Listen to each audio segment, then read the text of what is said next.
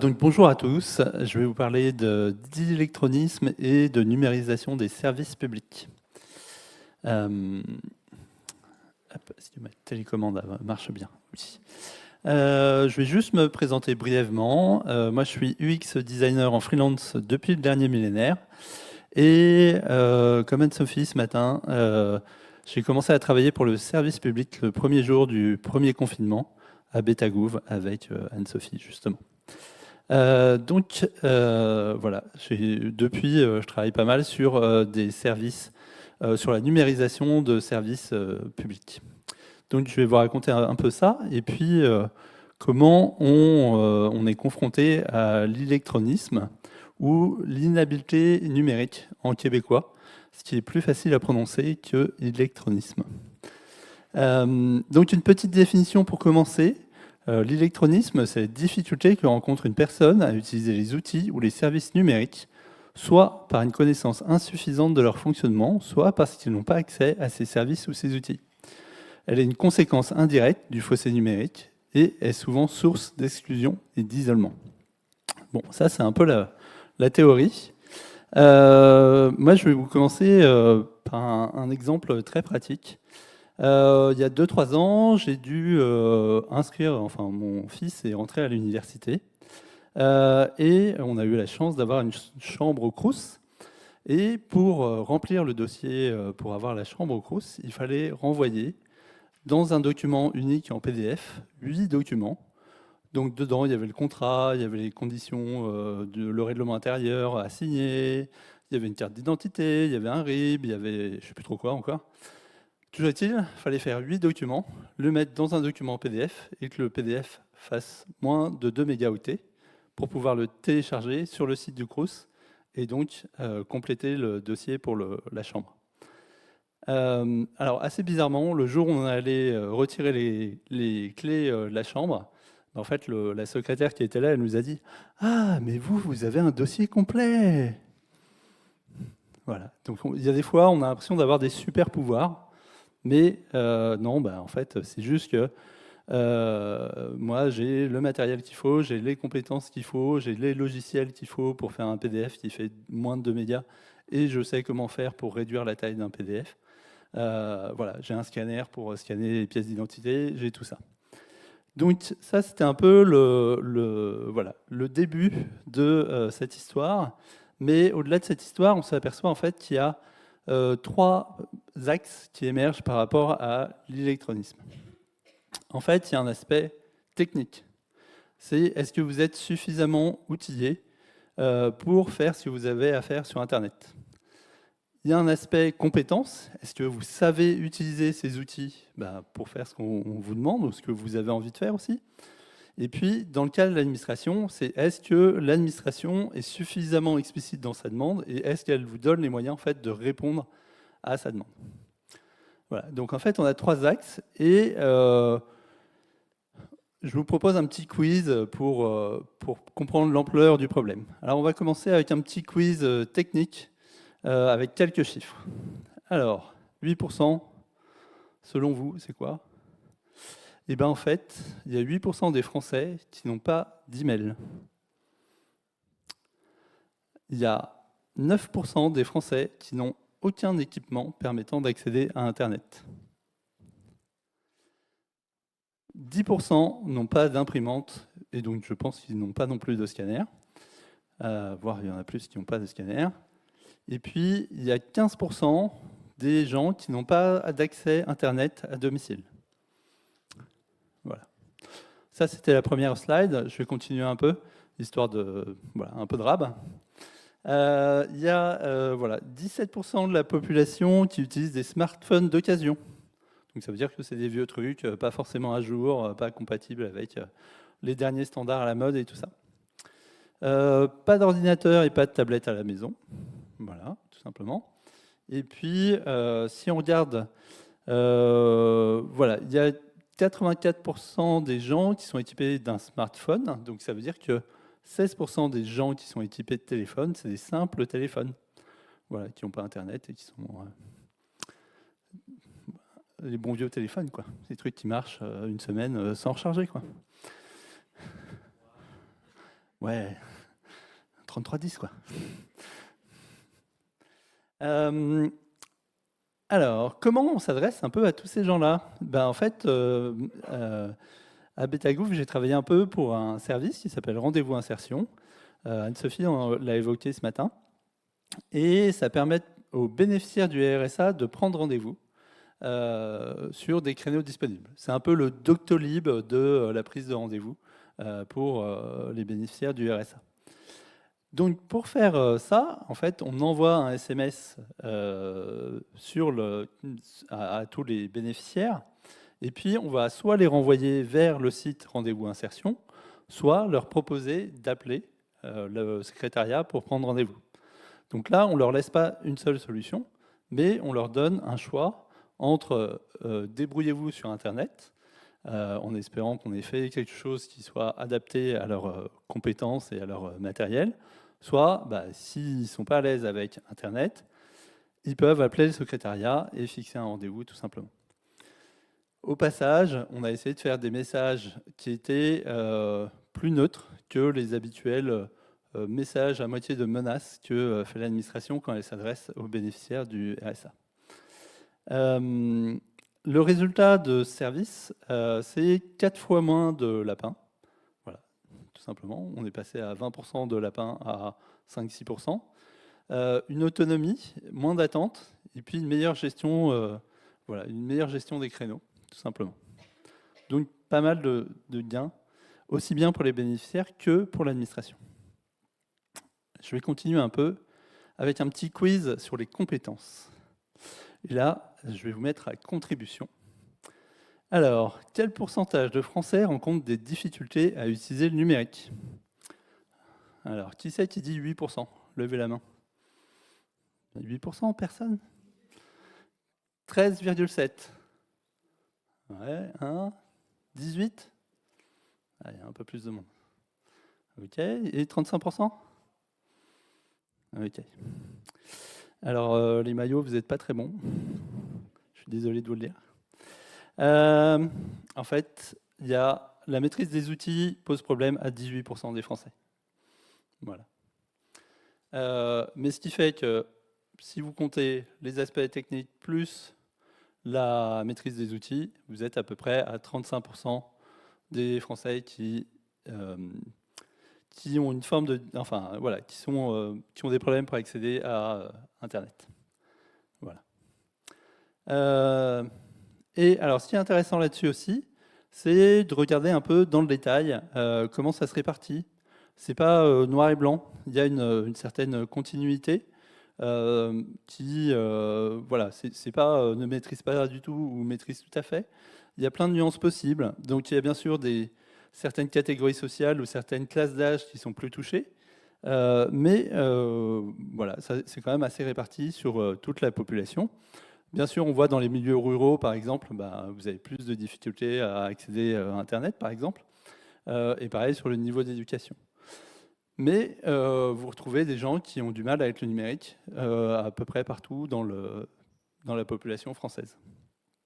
Pour vous donner une petite anecdote, l'autre jour, je participais à une émission radio sur les difficultés à accéder à Internet et il y avait des auditeurs qui appelaient. Il y avait une auditrice, tout simplement. Elle était à la retraite, mais c'était une ex-prof de français, philo. Elle devait avoir 70 ans à peu près. Et en fait, elle avait, on va dire, échappé au numérique pendant sa carrière. Et en fait, elle se retrouvait à 70 ans à devoir faire des trucs sur Internet alors qu'elle n'avait pas été formée et puis elle n'avait jamais pris le temps de se pencher à acheter une tablette ou un ordinateur. Elle préférait acheter des livres et lire, tout simplement. Mais donc, voilà, elle se retrouvait confrontée à ces difficultés-là. Donc, il ne faut pas croire que l'électronisme, c'est que dans des milieux pauvres ou au fin fond de la campagne. Ça touche un peu tout le monde. Il y a un autre problème, tout simplement, que porte le numérique en lui-même, c'est qu'en fait, la majorité des contenus sont des contenus écrits, notamment quand vous faites de l'administratif. Je ne dis pas quand vous regardez Netflix, mais voilà, pour faire de l'administratif, c'est tout écrit. Donc en fait, illettrisme et électronisme, vont de pair, souvent. Voilà. Vous répétez après moi, l'illettrisme et... Alors, encore un peu de chiffres, j'aime bien. Voilà. L'illettrisme, ça concerne 7 à 16% des gens, avec plusieurs niveaux de difficulté à lire et à comprendre ce qui est écrit. Et ça touche 100% des usagers qui ne parlent pas français, tout simplement. Donc dès que vous vous adressez à un public étranger qui souhaite faire des démarches en France, eh ben, vous avez beaucoup de chances pour qu'ils ne comprennent pas ce que vous racontez sur les sites. Voilà. Je vais vous donner un exemple sur le projet sur lequel je suis en train de travailler. Le projet sur lequel je suis en train de travailler, ça s'appelle Track Déchets, et ça concerne la numérisation des bordereaux de suivi des déchets dangereux. C'est hyper glamour comme sujet. Mais donc imaginez, là vous voyez à l'écran, il y a les grandes poubelles jaunes. Ça c'est un conteneur qui contient tous les déchets médicaux d'un hôpital. Enfin, c'est pas tous, hein, il y a plusieurs poubelles comme ça à la sortie d'un hôpital. Mais donc, toujours est-il, là-dedans, vous mettez les déchets médicaux et puis ça fait tout un circuit pour aller être souvent incinéré ou transformé en autre chose. Avec chaque container, vous voyez, il y a les petits papiers que vous avez à droite. Enfin, il y avait la petite liasse de papier qu'il y avait à droite. Il faut imaginer que la petite liasse de papier, elle suit le container, donc de l'hôpital, le transport, la collecte, puis la déchetterie. Et quand elle est arrivée au bout et que le déchet est traité, ben, le petit papier, il fait le chemin inverse pour retourner à l'hôpital, parce que c'est le producteur du déchet qui est responsable. Donc, on a numérisé tout ça. Et ce qui est bien quand vous travaillez pour l'administration, c'est qu'en fait, c'est la loi qui oblige les gens à utiliser votre service. Voilà. Les utilisateurs, là, ils n'ont pas le choix. Ils utilisent Track Déchets ou ils utilisent Track DG. Donc en fait, ça donne quand même, ça met un peu la pression pour faire un truc qui soit utilisable par tout le monde. Et en fait, voilà, dans la chaîne du déchet, on a entre guillemets un point faible qui est le transport. On a toujours d'ailleurs des chauffeurs qui sont habitués au papier et à sa souplesse. Donc quand je dis sa souplesse, ça veut dire que sur un papier, vous pouvez rayer, vous pouvez corriger, vous pouvez gruger un peu, vous pouvez oublier des papiers à droite à gauche, enfin avec un conteneur. Enfin bon, voilà. Mais donc même si on prend juste simplement ceux qui faisaient bien leur travail, avec du papier, il y a une certaine souplesse et puis c'est assez facile à comprendre. Même si vous allez chercher des déchets au fin fond des montagnes et qu'il n'y a pas de réseau, bah, vous avez votre papier, votre conteneur et ça roule. Ce qu'il faut voir aussi, c'est que dans les transports, bah, il y a de la sous-traitance, voilà, souvent un peu en cascade, donc avec des transporteurs qui viennent des pays de l'Est ou comme ça et qui ne parlent pas français. Et donc, jusqu'à maintenant, ils s'en sortaient en se disant là, il faut que vous signiez dans la case là. Et puis, ils savaient où c'était sur la feuille, en gros. Voilà. Et donc, on est passé au numérique. Et donc, en fait, ce qui s'est passé aussi, en fait, ces chauffeurs qui ne parlaient pas forcément bien français ou comme ça, ou qui étaient sous-traitants de sous-traitants de sous-traitants, avec des conditions de travail pas forcément idéales, en fait, de fait, ils se sont trouvés un peu exclus du transport, tout simplement, des déchets. Mais donc, ce qu'on peut quand même faire pour améliorer ça, c'est en fait, on va faire une application spécifique pour les transporteurs. Donc, on va avoir une connexion relativement simple. Les gens vont tomber juste sur les déchets qu'ils ont à transporter, et puis ils vont retrouver les infos qui vont bien, et ils pourront, par exemple, on peut aussi imaginer que c'est une web app, et donc en fait, ils peuvent la charger sur leur téléphone avant d'aller au fin fond de la montagne, et puis ils feront signer sur leur téléphone, ou ça peut être signé en amont. Voilà. Donc on a aussi assoupli un peu les procédures pour pouvoir signer en amont et faire en sorte que ça soit plus simple pour les chauffeurs. Mais donc ce qu'on observe, c'est quand même une exclusion d'une partie des sous-traitants qui jouaient un peu trop avec la souplesse du papier. Voilà, c'est la contrepartie. En parlant d'administratif, je vous propose un petit quiz sur l'administratif. Alors, je vais vous faire un petit rappel ne faut pas confondre illectronisme et phobie administrative. Phobie administrative, c'est seulement si vous êtes élu ou ministre. Ok ? Sinon, vous êtes juste fraudeur. Ok ? Voilà, c'était une petite mise au point. Voilà. Il y a des élus ou des... Non ? Dans la salle ? Non ? Bon, ça va. Allez. Trêve de plaisanterie. En fait, il y a remplir des formulaires administratifs, c'est une compétence à part entière. Ouais, c'est ça. On l'enseigne jamais à l'école, mais faire de l'administratif, c'est une compétence à part entière. Et en fait, il y a 28% des gens qui s'estiment pas compétents pour effectuer une démarche administrative en ligne. Dans ces 28%, on retrouve assez classiquement les moins diplômés, mais il y a souvent aussi les plus jeunes et puis les plus seniors. Donc typiquement, quand j'ai rempli les papiers pour le Crous, c'est moi qui l'ai rempli et c'est pas mon fils de 18 ans. Parce que les 18 papiers, machin, avec tous les trucs à lire, lui, il était en panique totale. Voilà.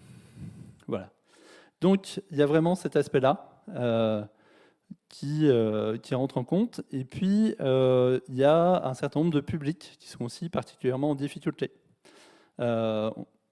On parle souvent d'handicap d'accessibilité, ça c'est une chose, mais par exemple, vous avez les détenus en prison, vous devez quand même faire des démarches administratives. Hein. Ça ne vous exempte pas de déclarer vos impôts, par exemple. Sauf que en prison, vous n'avez pas accès à Internet. Voilà. Comment vous faites, tout simplement. Chez les plus précaires aussi, par exemple, il y a le coût d'une connexion et d'un smartphone qui est important.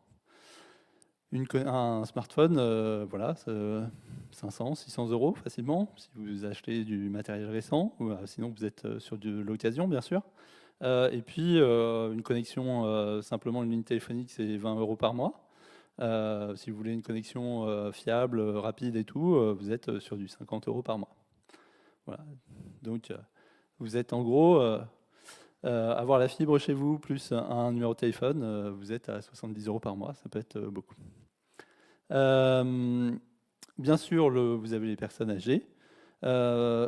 Et un cas tout simple, l'école. Moi, tous mes enfants, ils ont leur devoir sur Pronote ou École Directe ou machin, truc bidule.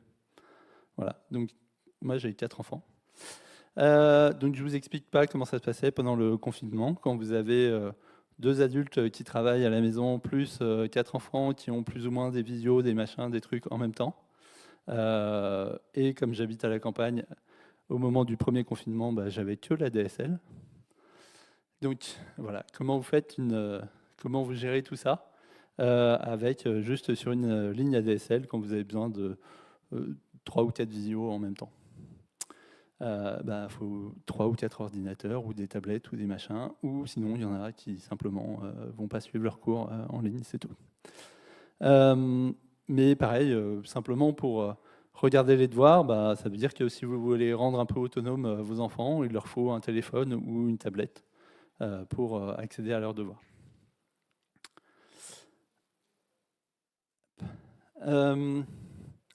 Derrière tout ça, derrière cette numérisation un peu à marche forcée, non pas un peu, cette numérisation à marche forcée des services publics, il y a la volonté en fait d'avoir un citoyen qui rentre dans la norme. Dans ce modèle, un peu ce citoyen qu'on va éduquer, qu'on va former, qu'on va mouler en fait pour s'adapter à l'administration républicaine, à l'administration digitale et républicaine. Il y a un peu ce fantasme qu'on va éduquer les masses, donc avec un aspect bien sûr très patriarcal derrière. La conséquence directe de ça, c'est qu'en fait il y a une perte d'autonomie, un vrai déclassement social. Là où autrefois il suffisait de remplir des papiers, vous aviez le temps, vous pouviez raturer, vous pouviez corriger, vous pouviez prendre votre temps, vous pouviez commencer à remplir les papiers, puis les laisser de côté, puis revenir plus tard. Là, vous êtes face à votre ordinateur, il vous demande des trucs, vous avez peur de casser, vous savez pas, vous allez vous renseigner, puis quand vous revenez devant votre ordinateur, il vous dit « Ah, vous êtes parti trop longtemps, session expirée, il faut recommencer tout à zéro. » Voilà. Donc, voilà. Il il y a vraiment cet aspect, on voudrait un citoyen modèle qui sache parfaitement servir d'un ordinateur, et ça n'existe pas. Alors, dans sa grande mansuétude, l'État a inventé les maisons France Service. Il y en a qui connaissent les maisons France Service? Ça vous parle? Alors, je vais dire ce que c'est. Donc, l'idée, c'est d'avoir un lieu qui regroupe les services publics, ou plus précisément, qui donne un accès à Internet où vous pouvez accéder aux services publics, accompagné par une personne qui va vous aider dans l'usage des outils informatiques. Voilà. Alors moi, je vous propose un petit exercice, c'est trouver la maison France Service la plus proche de Mendiond, 64 240. C'est un joli village du Pays Basque, au pied des montagnes. C'est bucolique. Là, vous avez une petite photo la dernière fois qu'il y a eu de la neige. Vous voulez pas essayer sur vos téléphones mobiles pour voir ce que ça donne? Non, mais c'est rigolo. Bon, il n'y a peut-être pas trop de réseau là. Si, il y a du réseau, je crois. Bon, allez, je vais vous le faire pour vous. Je suis trop sympa quand même. Si vous voulez connaître l'adresse la plus proche de la maison France Service, il faut aller sur Internet. Hein. C'est logique, quoi. Bah oui. Bon, donc vous pouvez aller sur Internet. Si vous tapez France Service, vous allez tomber là-dessus avec la carte de toutes les maisons France Service. Et puis, après, vous cherchez si vous arrivez à faire une recherche. Toujours est-il, moi j'ai fait la recherche et je me suis dit, normalement il y a une maison France Service à moins de 30 minutes de partout en France. Donc j'ai pris l'IGN, j'ai fait une carte isochrone, donc c'est le temps de trajet qu'on met à partir d'un point donné. Enfin, hop, on prend un point donné, on fait 30 minutes de trajet et toute la zone en vert, c'est toute la zone où vous pouvez aller en 30 minutes. En théorie, si vous ne croisez pas un troupeau de moutons sur la route. Ou s'il n'y a pas une tempête, un arbre tombé ou des trucs comme ça. Toujours est-il, hop, si on croise la carte isochrone et les maisons France Service, en fait, vous avez à peu près 4 maisons France Service dans le périmètre, plus une 5e qui est en itinérance et qui est arrivée récemment parmi les maisons France Service. En itinérance, je ne sais pas ce que ça veut dire. Hein. Quand vous regardez dessus, il y a les horaires comme les autres, mais je soupçonne un truc qu'il faille prendre un rendez-vous et que la personne qui vous accompagne n'est pas là tout le temps et qu'elle a plusieurs maisons, allez voir partout sur le Pays Basque ou je ne sais pas quoi. Toujours est-il, voilà. Si vous voulez vous rendre de Mendiond jusqu'à Hasparin qui est au-dessus, où il y a la maison en itinérance, en fait, il n'y a pas de bus direct. Vous êtes obligé de marcher 2 ou 3 km avant d'accéder à un bus qui vous amène jusqu'à Hasparin. Ou sinon, vous passez par la montagne. Ça fait 8 km de marche, hein, il n'y a que 150 mètres de dénivelé. Vous en avez pour 2 heures à pied, 40 minutes en vélo, quoi. Bon, alors, si vous voulez aller vers une vraie maison France Service qui n'est pas itinérante, la plus proche, c'est Espelette. Et il faut prendre les transports en commun parce que, enfin, si vous êtes, voilà, si vous n'avez pas de voiture, hein, si vous êtes un bobo écolo en vélo, pareil. Transport en commun, il y en a pour 1 à 2 heures pour l'aller, puis autant pour le retour. Donc je pense que vous pourrez prendre une journée pour aller faire votre papier à la maison France Service la plus proche. Voilà, tout simplement. Hein. Puis bon, voilà, c'est bien les maisons France Service, mais quand c'est pour les devoirs des enfants tous les soirs, c'est pas très pratique. Donc, tout ça, on en arrive. Oula, mais je parle beaucoup, en fait. On en arrive à en fait qu'un tiers des citoyens sont plus ou moins en difficulté face à l'administration numérique. Donc là, je vous résume ça brièvement. C'est soit pas les outils, pas les compétences, des problèmes d'accessibilité, hein, parce que ça existe toujours, il ne faut pas l'oublier, plus la compétence administration. Ce qu'on voit apparaître aussi, c'est des services privés payants, ou payants privés, comme vous voulez, qui viennent pallier en fait, à des services publics gratuits. Le grand classique, c'est la carte grise. Donc la carte grise, soit vous Vous faites vous-même les 13 grandes étapes qui sont à droite, là. Soit, en gros, vous payez 80 € pour que quelqu'un les fasse à votre place. Voilà. Donc c'est ce qu'on voit apparaître. C'est valable pour la carte grise. Je sais qu'il y a des services comme ça qui existent pour le Crous aussi. Bon, alors maintenant qu'on a fait ce petit constat sympathique, qui vous a mis de bonne humeur, ou qui vous fait un peu désespérer, à vous de voir. Surtout il y en a qui travaillent à Beta, là, et donc ils sont en train de... Oh, putain, merde. Alors, comment on peut faire vous allez me dire, on peut faire de l'accessibilité et des services publics. Ouais, alors comme tu dirais, c'est pas un échec, mais ça n'a pas marché. Voilà, donc en fait, il y a encore beaucoup de choses à améliorer en accessibilité sur les services publics, et le constat est vraiment pas très favorable, hein. Voilà, je pense que vous avez eu d'autres sujets aujourd'hui sur l'accessibilité, donc je vais passer rapidement, mais on n'est pas au niveau. Un deuxième, peut-être un deuxième moyen qui, je pense, est un bon levier pour améliorer tout ça, c'est tout ce qui est éco-conception.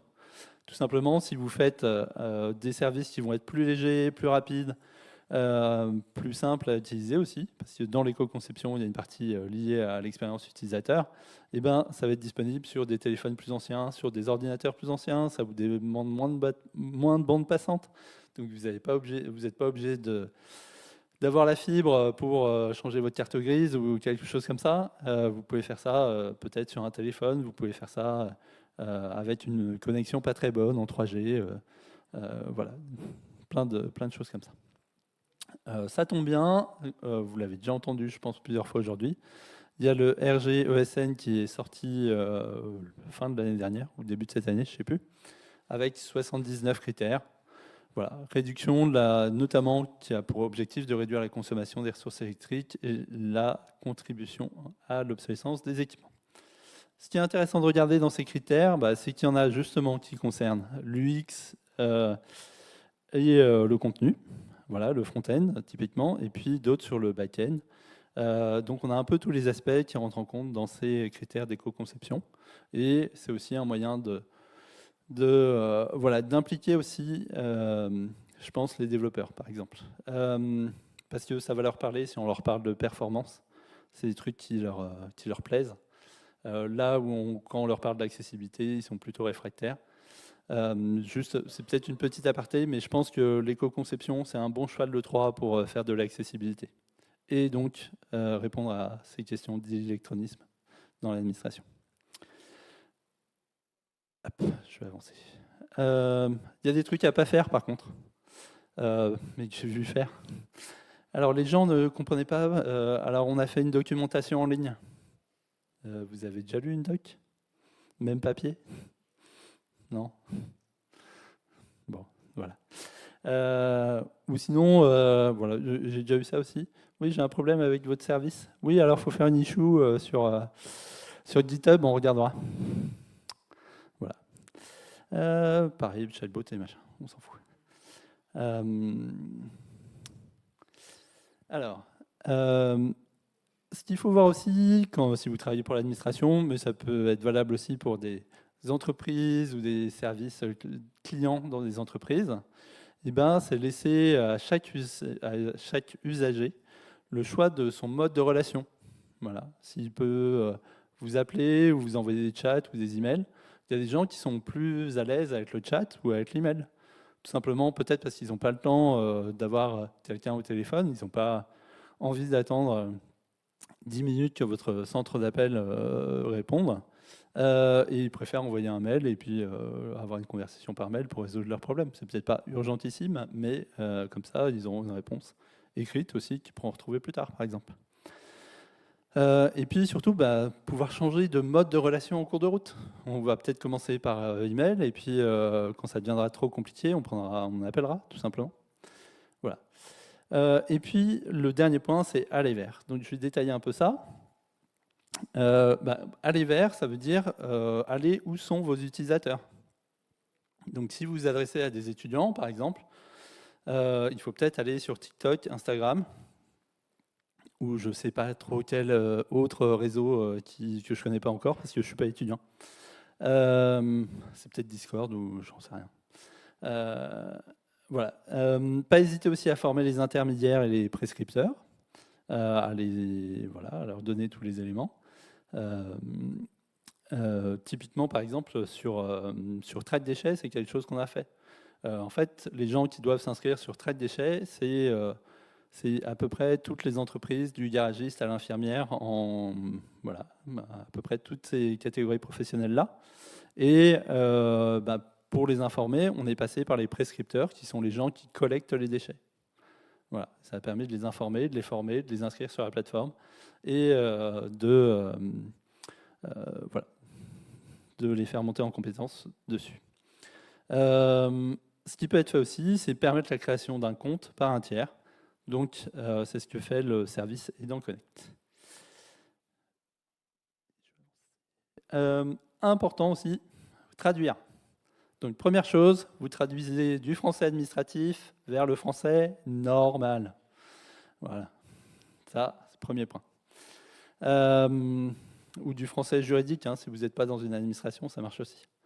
Il y avait un service qui était pas mal du tout, ça s'appelle 500 pixels, c'est pour des 500 pix, pour les photographes, pour afficher leurs photos.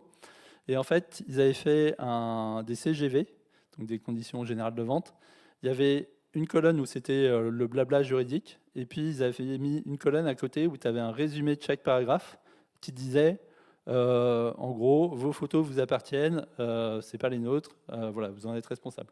Machin. À chaque fois, il disait, en une phrase, il résumait le paragraphe juridique qu'il y avait à côté.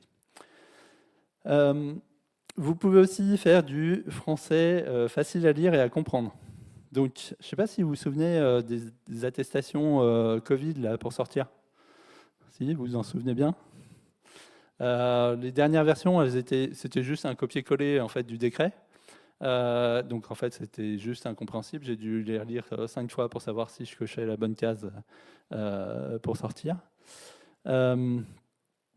Mais en fait il y avait une version qui avait été faite par le service design d'Inum qui était juste je sors pour faire mes courses avec un petit picto de panier pour aller faire ses courses, ou je sors pour aller voir le médecin avec un petit picto médecin. Voilà. En fait c'est juste compréhensible par tout le monde quoi. Bon, et par contre, alors contrairement à ce que je viens de faire, il faut éviter ou expliciter les acronymes. Hein. Voilà, parce que ça, c'est un gros défaut de l'administration, c'est les acronymes. C'est valable aussi pour les applications métiers. Les acronymes à tout va, dans tous les sens. Vous pouvez aussi faire en sorte de traduire en anglais ou de faire en sorte que votre site soit accessible et comme ça, la traduction automatique pourra se faire aussi. Ou sinon, si vous avez une cible particulière, vous traduisez dans la langue de la cible. Voilà. Qu'est-ce qu'il y avait d'autre ? Un petit exemple d'aller vers. La ville de Toronto, en fait, ils ont constaté que le principal problème pour leurs citoyens qui n'étaient pas connectés, c'était le prix de l'abonnement. Donc, en fait, ils sont en train de déployer du Wi-Fi public dans les logements sociaux. Voilà, tout simplement. Enfin, tout simplement, c'est pas simple, mais c'est une action concrète pour aller vers les citoyens et leur permettre d'accéder à Internet et aux services qui vont avec. Un autre exemple, c'est la ville de Rotterdam. Donc déjà, ils réalisent régulièrement des études terrain. Ils ont équipé certaines familles de tablettes. Et puis, ils organisent, ce que je trouve assez intéressant, ce qu'ils appellent des tea parties. En gros, c'est des réunions Tupperware avec une formatrice. Donc, il y a un formateur ou une formatrice. Donc, en gros, c'est quelqu'un qui invite chez eux, enfin, une personne qui invite chez elle, des amis, et puis ils se retrouvent autour d'un goûter, d'un machin. Il y a le formateur ou la formatrice qui vient et qui leur explique comment marche Internet, comment faire les démarches, qui répond à leurs questions, et ainsi de suite. Voilà. Donc là, c'est vraiment aller vers pour former les gens, pour les aider à utiliser les services numériques. Ce qui est intéressant et nécessaire aussi, c'est de tester avec tous vos bénéficiaires.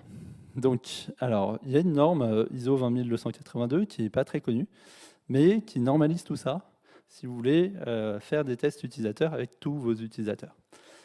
Le problème qu'on rencontre essentiellement avec l'électronisme et les tests utilisateurs, c'est qu'en fait, les personnes éloignées du numérique, elles sont aussi éloignées des instituts de sondage et des agences de recrutement. Donc c'est très difficile en fait d'avoir ces personnes-là quand vous testez vos services. Voilà. Vous êtes... un des moyens de contourner un peu ce problème de recrutement et pour avoir toutes les personnes, et notamment les 30% des personnes assez éloignées des services publics et du numérique, ben, c'est soit de passer par des associations, soit les mairies ou d'autres relais terrain qui vont vous aider à trouver ces personnes, à les identifier. Voilà. Donc ça peut être aller faire passer des tests utilisateurs dans des maisons France Service, par exemple.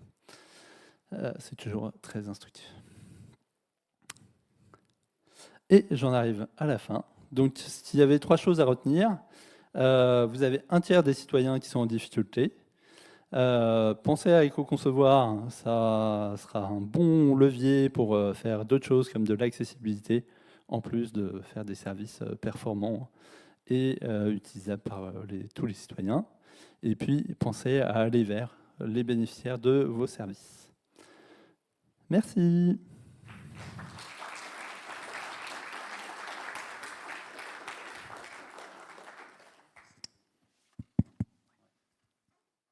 Est-ce qu'il y a des questions peut-être?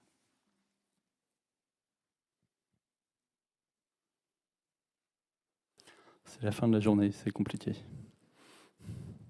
Moi j'en ai quelques-uns, mais bon, on va discuter après, entre collègues. Là-bas. Là-bas? Allez, j'arrive.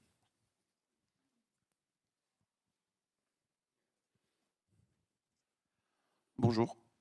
Merci pour la présentation, super intéressant. Et la question, c'est plus en termes d'engagement. Qu'est-ce qu'on peut faire, nous, en tant qu'informaticiens, pour commencer à soit sensibiliser, soit à travailler plus concrètement sur ces sujets, en fait? Moi, très concrètement, je pense que la piste la plus simple en tant qu'informaticien pour commencer à mettre ça en œuvre, c'est de regarder du côté de l'éco-conception.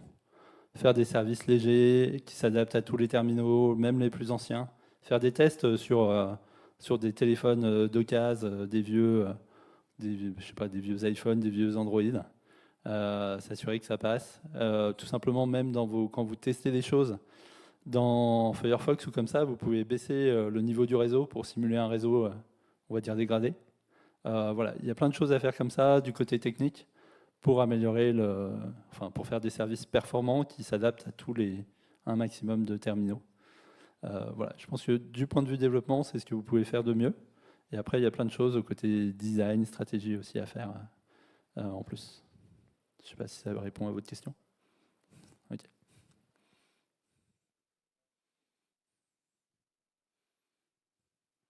D'autres questions? C'est tout bon, je pense. Ben, merci à vous.